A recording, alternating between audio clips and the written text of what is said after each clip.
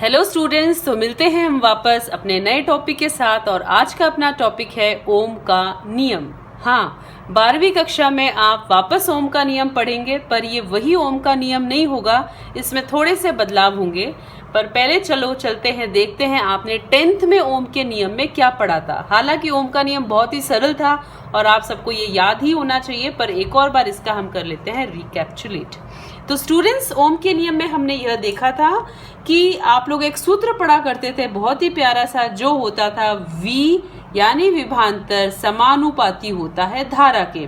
और जब आप निकालते थे, हटाते थे समानुपाती चिन्ह, तो इसके स्थान पर लिखते थे आप एक R, और यह R हुआ करता था आपका प्रतिरोध। तो R क्या था आपका यहाँ पर? चालक का प्रतिरोध। अगर हम इस नियम के बारे में समझना चाहें तो हम इस नियम को ऐसे कहते थे, ओम के नियम के अनुसार जब किसी चालक का ताप यानी कि टेम्परेचर, ताप तथा अन्य भौतिक अवस्थाएं नहीं बदलती, ठीक है, तब क्या होता है, उस चालक का प्रतिरोध यानी R रहता है नियत, चाहे चालक के तारों के बीच कितना भी विभांतर क्यों ना लगा दिया जाए। तो हम देखते थे ये जो R है, जो कि इस सूत्र से हम लिख सकते हैं V/I, ये हमेशा क्या रहता है? नियत। R हमेशा रहता है आपका नियत, ठीक है। कब? जब आपके चालक में ताप और कोई भी अन्य भौतिक अवस्थाएं नहीं बदलती है, तब ये नियत रहता है, भले ही आप वहां पर कितना भी विभांतर क्यों ना लगा दें। और आप लोग करते थे कि ये जो R प्रतिरोध होता है, इसका जो आपका SI मात्रक हुआ करता था, ये होता था आपका ओम, ठीक है, ये होता था आपका SI मात्रक। और V और I के मध्य आपने रिलेशन ग्राफ के द्वारा भी सीखा था, और ये हमेशा एक सीधी लकीर हुआ करती थी, यानी कि स्ट्रेट लाइन। क्यों? क्योंकि V is directly proportional to I। जैसे जैसे V बढ़ेगा वैसे उसी अनुपात में I भी बढ़ेगा, तो V समानुपाती I आपको दर्शाता है एक स्ट्रेट लाइन। और अगर ग्राफ के द्वारा आप R निकालना चाहें तो इस ग्राफ पे निकाल लेते थे आप लोग ढाल, है ना। तो ढाल निकालने के लिए अपन निकाला करते थे tan थीटा, जो हुआ करता था V/I, जो देता था आपको R का मान। स्टूडेंट्स, अगर आप चाहें, भूल गए हो कैसे निकालते थे, तो इस पे आप कोई भी दो बिंदु लिया करते थे। माना कि दो बिंदु हैं आपके A और B, और A और B के आप लोग ऐसे स्ट्रेट लाइन डालते थे। ये जो अंतर है ये कहलाता था आपका डेल्टा I, यानी कि धारा में अंतर, और ये कहलाता था आपका डेल्टा V, यानी कि विभांतर। फिर आप डेल्टा V को डेल्टा I का भाग लगा देते थे और आपको इस ग्राफ के लिए प्राप्त हो जाता था R, यानी कि प्रतिरोध, ठीक है। अब देखें, अगर आपको सपोज कई बार ऐसा सवाल पूछा गया है बोर्ड परीक्षाओं में, आपको एक ही ग्राफ में 2 या 3 लाइन ऐसी खींच के दे दी जाती है। जैसे हम 2 के लिए बना देते हैं, ये धातु 1 के लिए ग्राफ है और ये धातु 2 के लिए ग्राफ है, ठीक है। और आपको पूछा जाता है कि बताइए इन दोनों में से किसका प्रतिरोध अधिक होगा। इस प्रकार के सवाल आपको बोर्ड परीक्षाओं में पूछे जाते हैं। तो बहुत ही सरल सा जवाब है। देखो स्टूडेंट्स, जो ग्राफ नंबर 1 है यानी ये वाला, इसका कोण बन रहा है θ1, ठीक है। और जो 2 नंबर वाली स्ट्रेट लाइन है, इसका हम कोण मान लेते हैं θ2। आपको चित्र से स्पष्ट है कि θ1 बड़ा है θ2 से, है ना, ये बड़ा है θ1 θ2 से, तो tan θ1 का मान भी बड़ा होगा tan θ2 से।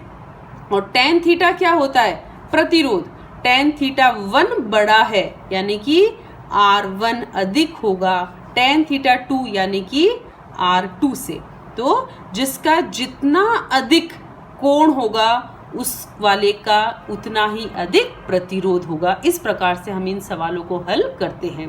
तो उत्तर आएगा धातु नंबर 1 का प्रतिरोध अधिक है, धातु नंबर 2 का प्रतिरोध कम है। अगर मैं यहाँ पे एक और बना दूं आपके लिए, और इसमें मैं कह दूं ये धातु नंबर X है, अब बताएं इन तीनों में से किसका प्रतिरोध अधिक होगा। तो आराम से आप कह सकते हैं ये वाला सबसे अधिक कोण बना रहा है, एक्स वाला, तो जिसका जितना अधिक कोण उसका उतना ही अधिक प्रतिरोध बनता है। ठीक है, तो इस प्रकार से आप इन सवालों को हल कर सकते हैं। ठीक, तो देखिए स्टूडेंट्स, अब आज हम क्या नया सीखने जा रहे हैं। ये सारी चीज़ें 10वीं क्लास में आप लोगों ने पढ़ रखी है। आज जो 12वीं के पॉइंट ऑफ व्यू से हम लोग नई चीज़ सीखने जा रहे हैं वो है अपने ओम के नियम का डेरिवेशन। ठीक है, डिडक्शन ऑफ ओम्स लॉ, यानी कि ओम के नियम की व्युत्पत्ति, ये सीखते हैं। ये नया है आप लोगों के लिए। ठीक है, तो इसको हम लोग करेंगे। इसमें काफ़ी सारे ऐसे सूत्र उपयोग में लिए जाएंगे जो हमने हमारे इस पार्ट के पुराने वीडियोस में देख रखे हैं। अगर आपने मेरे पुराने वीडियोस नहीं देखे हैं तो आप सबसे मेरी रिक्वेस्ट है कि पहले उन वीडियोस को देखें, तभी आपको ये समझ में आ पाएगा टॉपिक, वरना बहुत कंफ्यूज होंगे कि ये वाला सूत्र कहाँ से लिया गया, कैसे आया गया। तो ऐसा कंफ्यूजन आपके साथ ना हो, तो सभी के सभी जितने भी वीडियोस हैं उनको बहुत ही अच्छी तरीके से भली भांति समझें, सीखें और फिर ही इस वीडियो को देखें। ठीक है, तो हम शुरू करते हैं हमारा ये टॉपिक। स्टूडेंट्स, हम लोगों ने हमारे पुराने वीडियोस में देख रखा है कि विद्युत धारा और अपवाह चाल में एक संबंध होता था, और वो संबंध होता था I बराबर NEAVD। ये हम लोगों ने हमारे इससे पहले वाले वीडियो में संबंध निकाला हुआ है। I यानी धारा और VD यानी कि अपवाह वेग में संबंध ये हमारे पास था। हमने एक और टॉपिक किया था धारा घनत्व, जिसे हम लोग J से दर्शाते थे, और यह एक सदिश राशि हुआ करता था। इसका सूत्र होता था धारा बटा क्षेत्रफल I बटा A। तो I का मान समीकरण नंबर 1 से रखिए इसमें, तो हमें मिलेगा NEAVD बटा A। A से A कट जाता है तो आपको J का मान प्राप्त होता है NEVD। ठीक है स्टूडेंट्स, तो J बराबर क्या मिला है, NEVD। हम इसे पुनः लिख लेते हैं यहाँ पर, जो हमको J का मान मिला है अभी अभी, J बराबर NEVD। इसे लिख लेते हैं अपन समीकरण नंबर 2। ठीक, फिर हम लोगों ने VD का एक और सूत्र देखा था। वो VD यानी कि जो अपवाह वेग था, जब उसकी मैंने परिभाषा कराई थी तो वहाँ पर एक रिलेशन निकाला था, VD बराबर EE बटा m टॉ, जहाँ ये E होता है किसका मान, इलेक्ट्रॉन का मान, जो होता है 1.6 10⁻⁻19।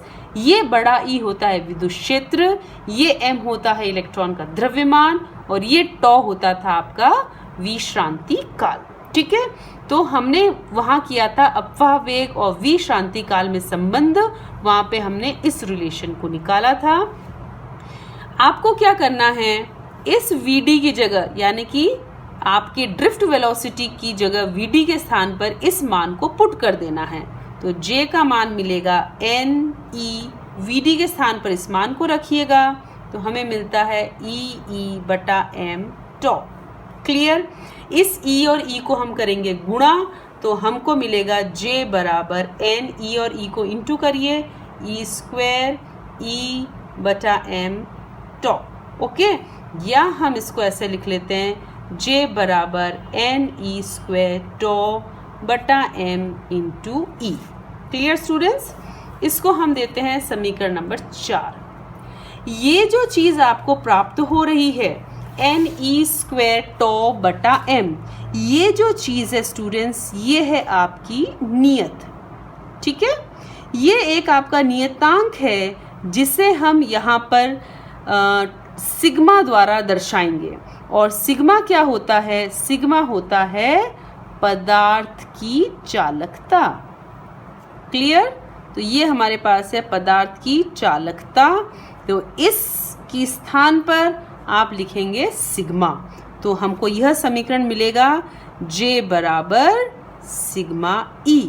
या अगर आप इसे सदिश रूप में लिखना चाहते हैं तो J एरो बराबर सिग्मा E। क्यों, क्योंकि मैंने आपको पहले ही कहा है ये धारा घनत्व सदिश राशि, विद्युत क्षेत्र भी सदिश राशि, तो आप इसको सदिश रूप में इस प्रकार से लिख सकते हैं। ये कहलाता है स्टूडेंट्स आपका ओम के नियम का सदिश रूप। कभी 1 नंबर के सवाल में भी पूछ लिया जाता है, कभी डेरिवेशन भी पूछ ली जाती है। तो अगर आपको पूछे ओम के नियम का सदिश रूप लिखिए, तो सदिश रूप आप क्या लिखेंगे? J बराबर सिग्मा E। ठीक है, ये है इसका सदिश रूप। अब देखिए स्टूडेंट्स, हमारे पास J परिभाषा से होता था I/A, यानी प्रति एकांक क्षेत्रफल में धारा कहलाती थी आपकी धारा घनत्व, और E का सूत्र होता था V/L। E यानी कि विद्युत क्षेत्र जो आपने चालक के दोनों तरफ लगाया था। तो J और E का मान आप लोग रखिए समीकरण नंबर 5 में, तो हमको मिलेगा I/A, J के स्थान पर I/A बराबर सिग्मा, E के स्थान पर V/L। ठीक है स्टूडेंट्स, अब यहाँ से V का मान निकालेंगे, तो V क्या हो जाएगा? सिग्मा और L का पक्षांतर करिए, L बटे में है तो गुणे में जाएगा और सिग्मा आएगा बटे में, ये आ जाएगा 1 सिग्मा, I का I, L बटे में था गुणा में गया बटा A। ये जो 1 सिग्मा है, 1 सिग्मा है, ये बनेगा रो। रो का मतलब होता है प्रतिरोधकता, जिसको भी आपने 10वीं क्लास में पढ़ रखा है। तो V बराबर आता है रो I L बटा A। क्लियर? तो ये चीज़ हमको मिली है। तो यहाँ को इसको आप ऐसे भी लिख सकते हैं, V बराबर रो L बटा A I। देखिए आपको क्या सूत्र मिल चुका है, ये देखिए मिला हमको V बराबर रो L बटा A I। ये जो है आपका रो L बटा A, ये पुनः नियत है, ये पुनः नियत है, जिसे हम लिखेंगे R द्वारा, R यानी कि प्रतिरोध द्वारा। तो हमको सूत्र मिलेगा V बटा R I, यानी कि क्या निकाल लिया अपन ने? ओम्स लॉ, ओम के नियम की हमने कर ली डेरिवेशन। इस प्रकार से की जाती है आपकी ओम के नियम की डेरिवेशन, जहां R क्या मिल गया है? रो L बटा A। ठीक है, यहाँ पे हम बता देते हैं पुनः, तो R क्या मिला है आपको? रो L बटा A। इस पे आपने काफ़ी सारे न्यूमेरिकल्स 10वीं क्लास में भी कर रखे थे, है ना? तो ये चीज़ आपको इस प्रकार से करनी थी, और ये इस पे आपके कई न्यूमेरिकल्स भी पूछे जाते हैं स्टूडेंट्स। रो जो चीज़ होती है वो डिपेंड करती है आपके धातु पर। अगर आपका चालक या धातु आपने सेम रह रखा है, फिक्स कर रखा है, तो रो का मान वहाँ पर नहीं बदलता है। ठीक है, रो का मान नियत किसके लिए है? किसी एक प्रकार के चालक या धातु के लिए। अगर आप पदार्थ को बदलेंगे, अगर एक बार तांबा ले रहे हैं, दूसरी बार आप कोई अन्य चांदी ले रहे हैं, तो रो का मान दोनों के लिए अलग अलग होगा। किंतु किसी एक पदार्थ के लिए, किसी फिक्स पदार्थ के लिए रो का मान हमेशा रहता है नियत। इस पे भी परीक्षा में बोर्ड में न्यूमेरिकल पूछे जाते हैं। एक छोटा सा न्यूमेरिकल देख लेते हैं हम लोग। चलो देखो, हमारे पास है R बराबर रो L बटा A। एक अपन छोटा सा सवाल करते हैं। इस पे हमको दे रखा है, जैसे कि 2 तांबे की तार है, हमको दे रखा है 2 तांबे के तार हैं। तो एक लेते हैं, चलो अच्छा न्यूमेरिकल बना है। एक तांबे का तार है, उसको क्या किया जाता है? उसको खींचा जाता है, और उसको खींच के उसको किया जाता है लंबाई में दुगना। यानी पहले लंबाई L है, तो अब उसकी लंबाई कर ली जाती है दुगनी। इतनी सी बात लिखी है अपन को, तो हम समझ जाएंगे अगर पहले लंबाई L है तो खींच के उसको दुगना कर रहे हैं, यानी अब नई लंबाई क्या बन गई है उसकी? 2L। और माना जाता है कि जो इसकी त्रिज्या है, क्योंकि आप उसे खींचोगे तार को, तो उसकी मोटाई भी क्या होगी? कम होगी, यानी कि वो तार क्या होगा? पतला। तो अगर जो भी इसकी पहले प्रारंभ में त्रिज्या थी, वो त्रिज्या रह जाती है यहाँ पर नए तार में आधी, यानी खींचने के पश्चात इसकी त्रिज्या हो जाती है आधी और लंबाई हो जाती है दुगनी। तो पूछा जाता है कि दोनों तारों के प्रतिरोध का निकालिए रेशियो।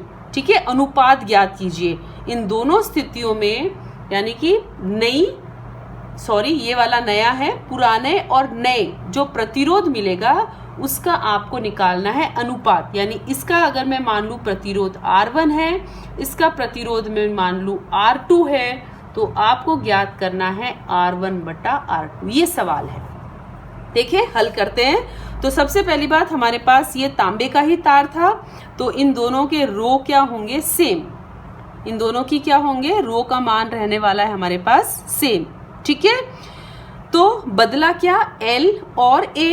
अगर मैं पहले वाले को R1 ले रही हूँ स्टूडेंट्स, तो R1 क्या हो जाएगा, सूत्र के हिसाब से रो लंबाई L है, और A क्या होता है, अनुप्रस्थ काट का क्षेत्रफल।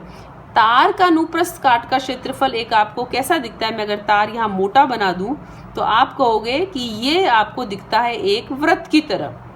ठीक है, हालांकि इतना मोटा तार नहीं होता, आपको समझाने के लिए बात मैं कह रही हूँ। ये होता है आपका A यानी अनुप्रस्थ काट का क्षेत्रफल, जो कैसा दिखता है, वृत्त की तरह। और वृत्त का क्षेत्रफल का सूत्र होता है पाई आर स्क्वायर। तो A के स्थान पर यहाँ लगा देंगे अपन पाई आर स्क्वायर। ये किसके लिए, पहले तार के लिए। दूसरे तार के लिए क्या लिखा जाएगा, आप इसको R2 मान रहे हैं, रो ही लिख रही हूं क्योंकि दोनों तांबे के ही तार है। लंबाई कितनी हो गई है बच्चों, यहाँ पे 2L बटा क्या था मेरे पास A का मान, सूत्र तो वही है पाई आर स्क्वायर। पाई का मतलब पाई, R त्रिज्या कितनी हो गई अब की बार, आधी। तो R की जगह मैं लिखूंगी R बटा 2, इस पे वर्ग है तो मैं लगा दूंगी स्क्वायर। ठीक है, अब इसको अपन सिंप्लीफाई करते हैं R2 को, तो ये आ जाएगा 2 रो L बटा पाई R बटा 2 का स्क्वायर, यानी R स्क्वायर बटा 4 गया ऊपर, तो 2 और 4 हुए इनटू, तो ये हो गया 8 रो L बटा पाई R स्क्वायर। ये मुझको क्या मिला, R2, ये क्या मिला, R1। हमको निकालना है इन दोनों का अनुपात, तो R1 बटा R2 क्या मिलेगा, R1 की जगह R1 का मान रखिए, और R2 की जगह ये जो अपन ने मान निकाला है इसे रख दीजिए। ठीक है, रो से रो गया, L से L गया, पाई आर स्क्वायर से पाई आर स्क्वायर गया, क्या बचा 1 बटा 8, यानी कि R1 अनुपात R2 क्या मिला, 1 अनुपात 8। ठीक है, तो इस टाइप के सवाल भी पूछे जाते हैं। तो बोर्ड में क्या क्या सवाल आ सकता है, एक तो इस प्रकार के कई बार पूछे जाते हैं, 2 या 3 लाइनें खींच के कि बताइए किस में कौन से वाले धातु में प्रतिरोध अधिक है, या पूछा जाता है ओम के नियम की व्युत्पत्ति ज्ञात कीजिए, या इस प्रकार का एक न्यूमेरिकल पूछा जाता है। तो तीनों प्रकार के सवालों के लिए बी प्रिपेयर्ड, और thank you, have a nice day. अगर आपको टॉपिक में कोई समस्या हो तो नीचे मुझे कमेंट बॉक्स में अवश्य बताइएगा, मैं उसका हल आपको हाथों हाथ नीचे कमेंट बॉक्स में ही बताऊंगी। Thank you, have a nice day, bye bye. फिर मिलेंगे एक नए वीडियो के साथ।